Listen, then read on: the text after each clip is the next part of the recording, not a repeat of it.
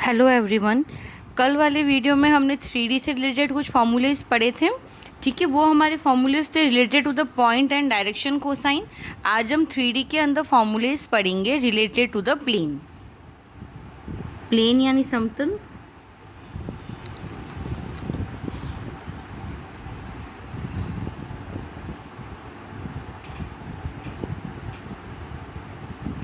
तो देखो, समतल तुम्हारा क्या होता है? वो प्लेन जिसमें तुम्हारी क्या होती है, सिर्फ लेंथ और ब्रेथ। समझ में आया? वही जनरली हम इसको प्लेन बोलते हैं। अगर मैं 3D की बात करूँ तो इसमें क्या हो जाएंगे, 3 डायमेंशंस हो जाएंगे। तो हम जनरल इक्वेशन ऑफ प्लेन देखते हैं इन अ 3 डायमेंशन। ठीक है, नंबर फर्स्ट,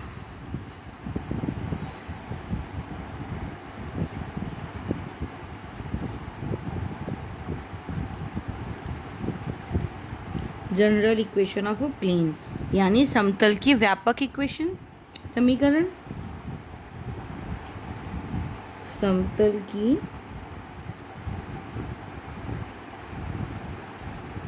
जनरल इक्वेशन को हिंदी में हम लोग बोलते हैं व्यापक समीकरण। ट्राई करना, जो टर्मिनोलॉजी है वो हम इंग्लिश में मैक्सिमम याद रखें, वो हमारे लिए ज़्यादा कन्वीनियंट होगी। क्लियर है यहाँ तक? तो जनरल इक्वेशन ऑफ प्लेन मेरी क्या होती है? ये होती है मेरी a x plus b y plus c z plus d equal to zero. ठीक है, जनरल इक्वेशन ऑफ प्लेन मेरी हो जाएगी a x plus b y plus c z plus d equal to zero. वहाँ पे जहाँ पर ए बी सी हमारे क्या है, तीनों कांस्टेंट टर्म्स है। क्लियर है यहाँ तक? Second, equation of coordinate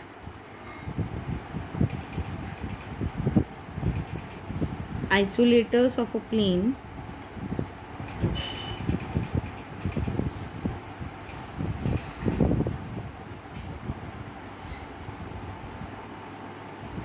x y y z and z x. Clear है? तीन प्लेन है मेरे पास, x y y z and z x. तो इन तीनों के अलोंग हमारे जो कोऑर्डिनेट के इक्वेशन है वो मेरी क्या हो जाएगी, X Z equal to zero. देखो, एक्स वाई प्लेन के लिए क्या हो जाएगा, जेड इक्वल टू ज़ीरो हो जाएगा। ठीक है, वाई जेड प्लेन के लिए क्या हो जाएगा मेरा, X equal to zero. And X Z plane के लिए मेरा हो जाएगा Y equal to zero. Clear है यहाँ तक? इसको हिंदी में बोलते हैं निर्देशी समतल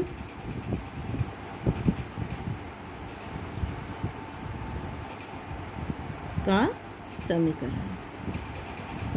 यानी जिस प्लेन की हम बात कर रहे हैं उसमें जो कोऑर्डिनेट मिसिंग होता है वो हम क्या ले लेते हैं, इक्वल टू ज़ीरो।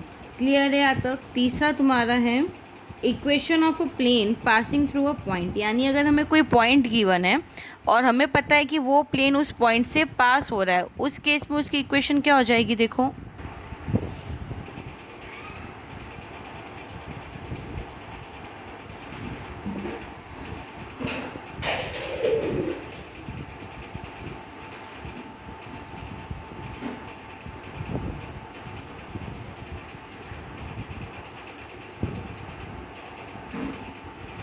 मैंने माना जो प्लेन है वो कौन सी इक्वेशन से पास हो रहा है, X one Y one Z one.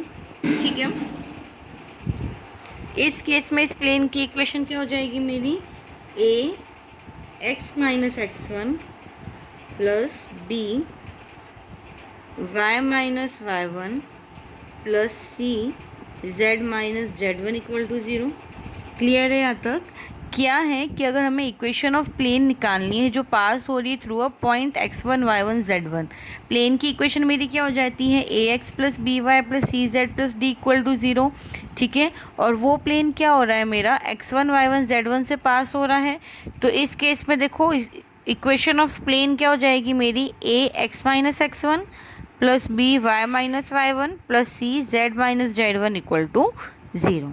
ठीक है, अब हम नेक्स्ट देखते हैं। ये तो हुआ जब हमारा इक्वेशन एक पॉइंट से पास हो रहा है। अगर यही इक्वेशन ऑफ प्लेन क्या हो हमारा 3 पॉइंट से पास हो रहा हो, इस केस में हमारी इक्वेशन क्या होगी, देखो।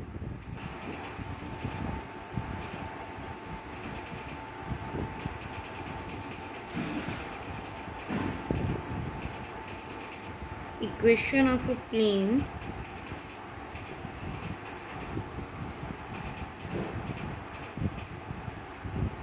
Passing through 3 point. ऊपर वाली इक्वेशन हमने पढ़ी थी for a single point x1 y1 z1।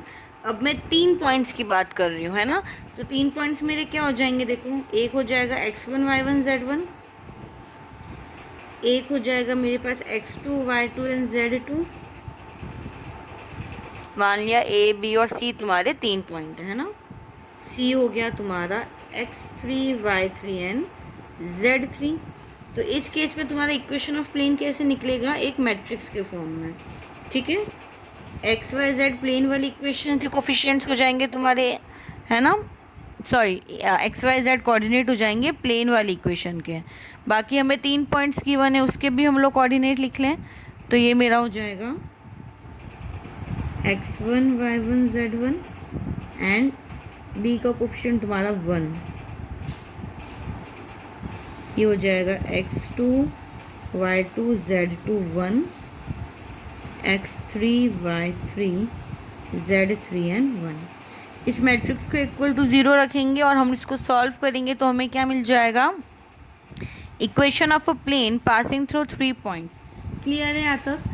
फिर इसमें देखो तुम्हारा क्या होता है, इक्वेशन ऑफ प्लेन अलग अलग फॉर्म्स में। ये तो तुमने इसका जनरल फॉर्म पढ़ा था, a x plus b y plus c z वाला, है ना। अब हम इसका नॉर्मल और इंटरसेप्ट फॉर्म पढ़ेंगे।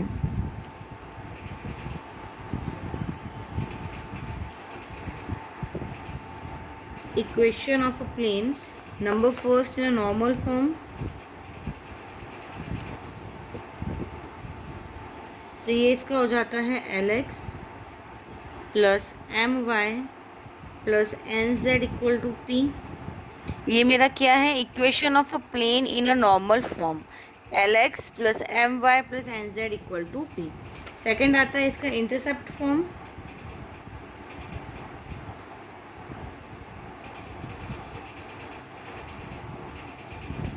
तो इसका इंटरसेप्ट फॉर्म तुम्हारा होता है x upon A plus Y upon B plus Z upon C equal to 1। यानी इक्वेशन ऑफ प्लेन की हमने 3 इक्वेशंस पढ़ ली। एक थी मेरी जनरल इक्वेशन, यानी a x plus b y plus c z plus d equal to 0। ये मेरा था जनरल इक्वेशन ऑफ प्लेन। उसके बाद हमने पढ़ा equation of plane number first normal form, यानी l x plus m y plus n z equal to P. Second होता है इसका इंटरसेप्ट फॉर्म, यानी x upon A plus Y upon B plus Z upon C equal to 1। Next, angle between two plane.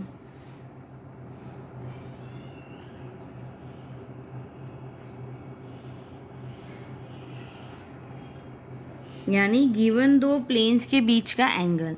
अच्छा, given दो planes के बीच का angle क्या होता है, देखो, the angle between the normal of any two planes. यानी अगर दो प्लेन्स हमें गिवन है तो हम दोनों ही प्लेन से क्या करेंगे, नॉर्मल ड्रॉ करेंगे, और उस नॉर्मल के बीच का जो एंगल होता है ना, वही हमारा एंगल बिटवीन टू प्लेन्स कहलाता है। ठीक है, लिख लो इसको एक बार, that the angle between the normal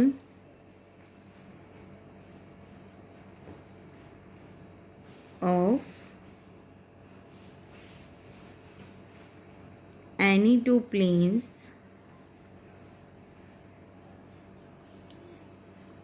is called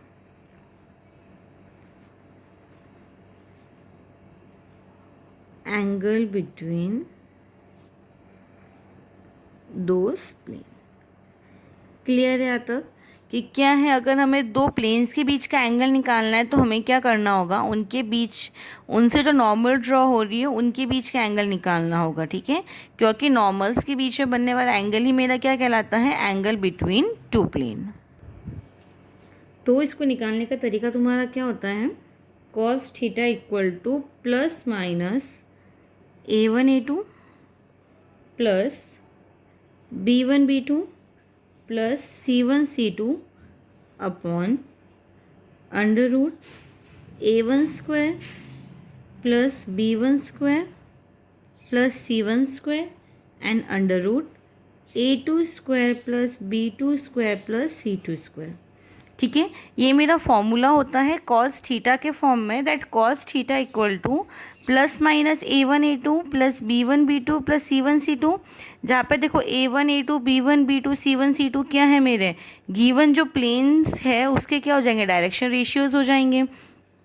ठीक है, ये तो हुआ कॉस थीटा के फॉर्म में। अगर मुझे साइन थीटा के फॉर्म में निकालना है तो देखो इसका फॉर्मूला क्या हो जाता है, sine theta equal to plus minus under root a1 b2 minus a2 b1 का square plus b1 c2 minus b2 c1 का square plus c1 a2 minus c2 a1 का square upon under root a1 square plus b1 square plus c1 square and under root a2 square plus b2 square plus c2 square. ये होता है मेरा formula in a term of sine theta and cos theta. ठीक है, तो यहाँ से देखो कॉस थीटा निकाल लूँगी, फिर थीटा निकालने के लिए हम क्या कर लेंगे, कॉस इन्वर्स। नीचे वाली इक्वेशन में भी यही करेंगे, इस इक्वेशन से मुझे साइन थीटा मिल जाएगा और थीटा निकालने के लिए क्या कर लूँगे, साइन इन्वर्स ले लूँगे। क्लियर है यहाँ तक? अब हम नेक्स्ट फॉर्मूला देखते हैं। देखो कुछ रेस्ट्रिक्शंस होते हैं हमारे, मतलब कुछ कंडीशंस होती है ना। तो सबसे पहली कंडीशन तो क्या होती है, लिख लो, रेस्ट्रिक्शन और अ कंडीशन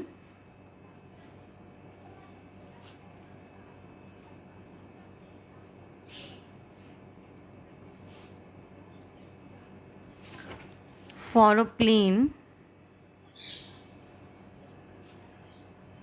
being parallel।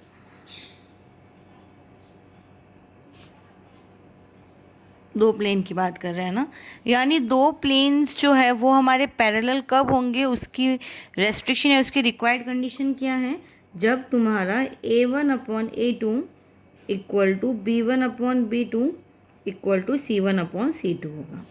अगर ये वाली तुम्हारी रेस्ट्रिक्शन फॉलो होती हैं, ठीक है, दो प्लेन्स के लिए, यानी दोनों प्लेन्स के लिए अगर तुम्हारा a1/a2 equal to b1/b2 equal to c1/c2 है, तो उस केस में जो तुम्हारे गिवन प्लेन्स है वो क्या हो जाएंगे, पैरेलल हो जाएंगे। Second,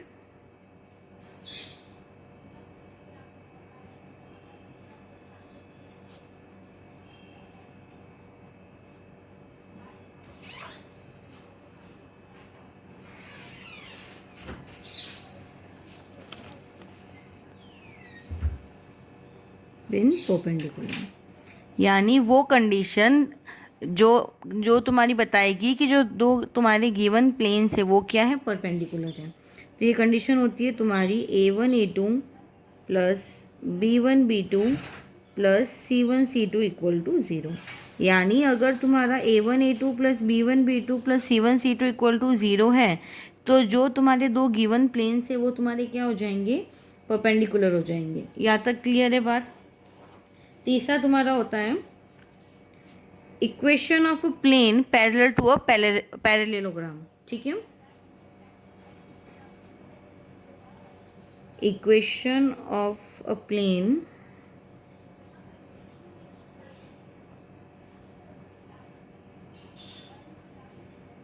parallel to a parallelogram, ये तुम्हारा क्या होता है, एक टाइप का कोऑर्डिनेटर होता है जिसके जो अपोजिट साइड्स होती है वो क्या रहती है, तुम्हारी पैरेलल रहती है। इस केस में तुम्हारी इक्वेशन ऑफ प्लेन क्या हो जाएगी, ax plus by plus cz plus k equal to 0 where k equal to lambda d. Clear है यहाँ तक? ये तुम्हारी हो गई equation of a plane parallel to a parallelogram. ठीक है, next, perpendicular distance from a point, most important formula है। आगे 3D के जितने यूनिट पढ़ोगे उन सब में ये फॉर्मूला बहुत बार यूज़ हुआ है ना, तो इसको अच्छे से देखो। क्या होता है तुम्हारा, द परपेंडिकुलर डिस्टेंस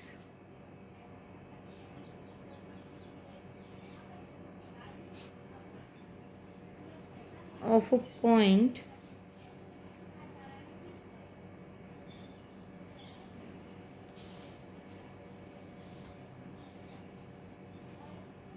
ये तुम्हारा होता है plus minus ax1 plus by1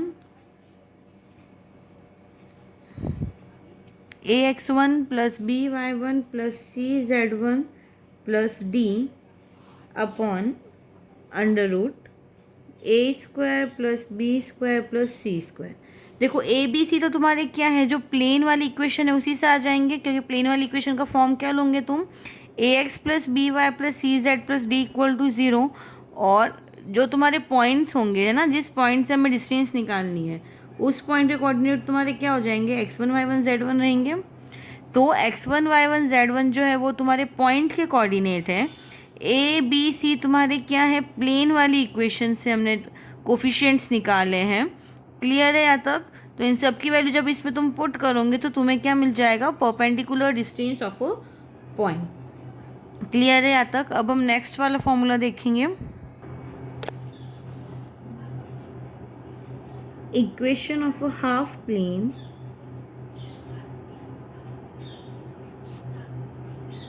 angle between two planes. ठीक है, यानी equation of a half plane of a angle between two planes, इसका फॉर्मूला तुम्हारा क्या हो जाएगा, a1x plus b1y plus c1z plus d upon under root a1 square plus b1 square plus c1 square equal to plus minus a2x plus b2y plus c2z plus d upon under root a2 square plus b2 square plus c2 square. Clear है यहाँ तक? यानी क्या है, plane जो है उसको तुमने हाफ पार्ट में डिवाइड कर दिया। ठीक है, तो उनके बीच का एंगल या उसके बीच का डिस्टेंस कैसे निकालोगे तुम, ax1x plus b1y plus c1z plus d upon under root a1 square plus b1 square plus c1 square. ये मेरे जो फर्स्ट प्लेन गिवन होगा ना उसके तुम्हारे क्या है, सारे टर्म्स हैं। ठीक है, और a2 b2 c2 a2 b2 c2 ये सब तुम्हारे क्या है, जो तुम्हारा सेकंड वाला प्लेन है उसके गिवन टर्म्स होंगे। क्लियर है यहाँ तक? फिर एक तुम्हारा आता है जनरल इक्वेशन ऑफ 2D। ठीक है, ये हमने जो 2D वाला पेपर पढ़ा था उसमें भी हमने पढ़ा था कि तुम्हारी जनरल इक्वेशन ऑफ 2D क्या हो जाती है, ax square plus by square plus cz square plus 2fyz plus 2gzx plus 2hxy equal to 0। ठीक है, तो देखो इसकी जो तुम्हारी कंडीशन है रिप्रेजेंट करने की दोनों प्लेन्स को, वो तुम्हारी क्या हो जाएगी, लिख लो कंडीशन। कंडीशन हो जाती है तुम्हारी AHG HBF GFC। ये सारे ही टर्म क्या कर सकते हो, इस वाली इक्वेशन से कंपेयर करके निकाल सकते हो। इस वाली इक्वेशन को जब तुम गिवन क्वेश्चन वाली इक्वेशन से कंपेयर करोगे ना तो तुम्हारे पास सारी ही वैल्यू आ जाएगी। पुट कर लेना, इसकी वैल्यू होती है तुम्हारी equal to ABC plus 2FGH minus AF square minus BG square minus CH square equal to 0। Clear है यहाँ तक? फिर है तुम्हारा angle between plane represented by a homogeneous equation.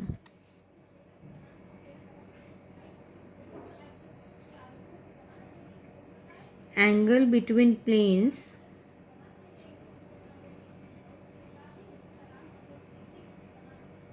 represented by homogeneous equation. तो ये तुम्हारा होता है, देखो थीटा इक्वल टू